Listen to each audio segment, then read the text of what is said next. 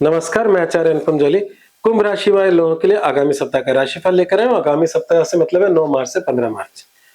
जहाँ तक हम ग्रहों की स्थिति देख रहे हैं, तो कुंभ राशि जिनकी है, उनकी राशि से चतुर्ग्रह योग बना हुआ है। पहले पंचग्रही था, अब चतुर्ग्रही रह गया। और राशि से द्वितीय आपका शनि और शुक्र बैठा है, मतलब आपका राशि स्वामी शनि आपकी द्वितीय राशि से गुजर रहा है, जिसको हम शनि की सरस्वती का लास्ट फेज भी कहते हैं। और शनि की सरस्वती नॉर्मली लोग बाग ऐसा मानते हैं कि मानसिक चिंताओं से ग्रसित करता है, तो उसके आपने करीब 5 साल तो निकाल दिए, 5 साल से बहुत ज्यादा निकाल दिए, तो ये अंतिम समय है। जैसे कहते हैं ना, हाथी निकल के पूंछ रह गई, तो सरस्वती का थोड़ा सा हिस्सा बचा है। एक विशेष बात जो बहुत अच्छी हो रही है कि शुक्र उच्च का हो रहा है आपकी से द्वितीय भाव में, जो आपके फाइनेंसिस का है। और शुक्र कुंभ राशि का एक प्रिय ग्रह है, जो बहुत कुछ दे सकता है। तो यहाँ पर ये जो समाधान जो मिल रहा है, ये बहुत अच्छा है। तो पूरे राशि को कंक्लूड करें उससे पहले हम उन दिनों को सावधान कर दें जिसमें आपको सावधान रहना है। तो चंद्रमा जो है वो तुला राशि से लेके मकर राशि तक सफर करेंगे। तो इसका मतलब सप्ताहांत, सप्ताह की शुरुआत बहुत पॉजिटिव पावरफुल है, पर सप्ताह के अंत में आपको केयरफुल रहना होगा।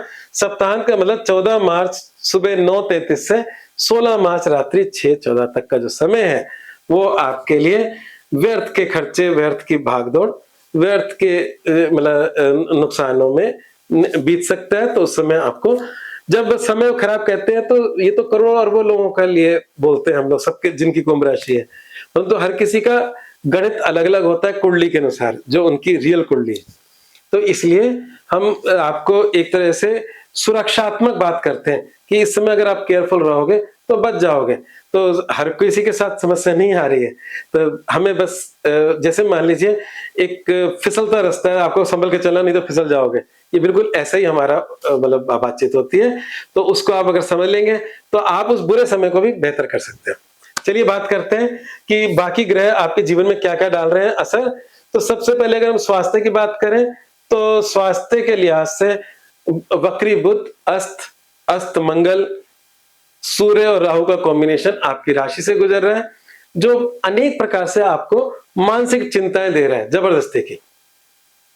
हो सकता है वस्तु स्थिति में कोई समस्या ना हो, पर मानसिक रूप से आप बिना मतलब के डिस्टर्ब चल रहे हो। और थोड़े बहुत स्वास्थ्य में मतलब हानि के भी योग हो सकते हैं इन योगों की वजह से।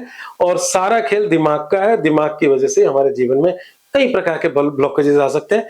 तो इस समय आपको थोड़ा सा मॉर्निंग वॉक, थोड़ा सा स्पोर्ट्स, इन चीजों में थोड़ा सा समय देना चाहिए बाकी लाइफ के साथ साथ, जिससे कि आपका मन प्रसन्न रहे, शरीर एक्सरसाइज करे, प्राणायाम करें, योगा करें, है ना, कुछ बैडमिंटन खेलें, इस तरह की चीजों को अपने जीवन का हिस्सा बनाएं।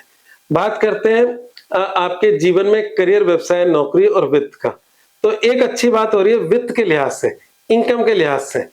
इनकम के लिहाज से बहुत अच्छी अच्छी बातें हो रही हैं। तो ये समय आपका अच्छा चल रहा है। आपके धन भाव में उच्च का शुक्र बैठा है, और वो जो उच्च का शुक्र है वो आपके भाग्य भाव का स्वामी है। और आपके फिक्स एसेट में उच्च का बैठा है, वो आपके जमीन, मकान, वाहन का भी स्वामी है। तो इस समय आपका बैंक बैलेंस बढ़ाने का स्वर्णिम समय है। अब बैंक बैलेंस कैसे बढ़ेगा? जब आपकी इनकम भी बढ़ेगी।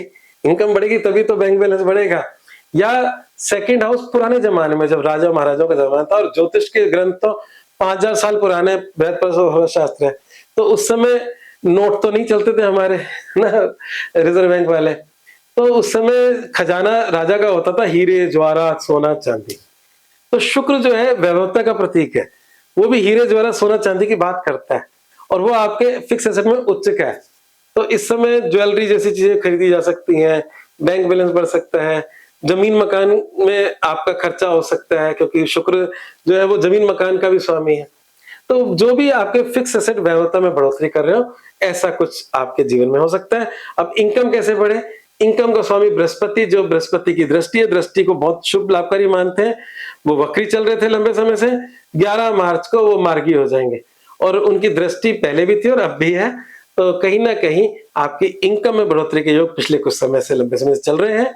तो इनकम आपकी ग्रेजुअली बढ़ भी रही है, और वो इनकम फिक्स एसेट में कन्वर्ट कब होगी? वो अभी होगी, ये स्वर्णिम समय है। तो स्वास्थ्य को, अपने नेचर को ठीक करें, पैसे को बनाएं, ये इस हफ्ते का मूल मंत्र है। और बात करते हैं नौकरी की। तो नौकरी के लिहाज से चिंताएं बनी रहेंगी। राशि से जो भी ग्रह गुजरता है वो चिंता देता है।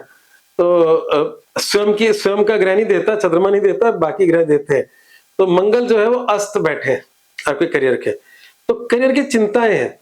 चिंता मतलब चिता समान होता है, तो इसलिए चिंतन करना ज्यादा अच्छा होता है। चिंतन का मतलब आप अपने काम को बेहतर तरीके से कैसे करें, चाहे वो बिजनेस हो चाहे नौकरी, उस पर अपना चिंतन करें। चिंतन करने से आपको रास्ता निश्चित मिलेगा, इसकी गारंटी है। ठीक है, अब बात करते हैं प्रेम संबंधों और वैवाहिक जीवन को। वैवाहिक जीवन को लेकर समय कोई खास अच्छा नहीं है, या इससे ये कह सकते हैं जो आपका जीवन साथी है वो थोड़ा सा इस समय चैलेंजेस से गुजर सकता है, उसके व्यवहारिक पक्ष थोड़ा बिगड़ सकता है। केतु जो है आपके जीवन साथी के खाने से गुजर रहा है, और सूर्य जो है वो डैमेज हो रहा है, राहु के साथ बैठा है, और आपकी राशि शत्रु राशि शनि जो आपकी राशि है उससे गुजर रहा है। तो अभी वैवाहिक जीवन को लेकर चिंताएं बनी हुई है, निरंतर बनी हुई है। प्रेम संबंधों का भी हाल कोई खास अच्छा नहीं है।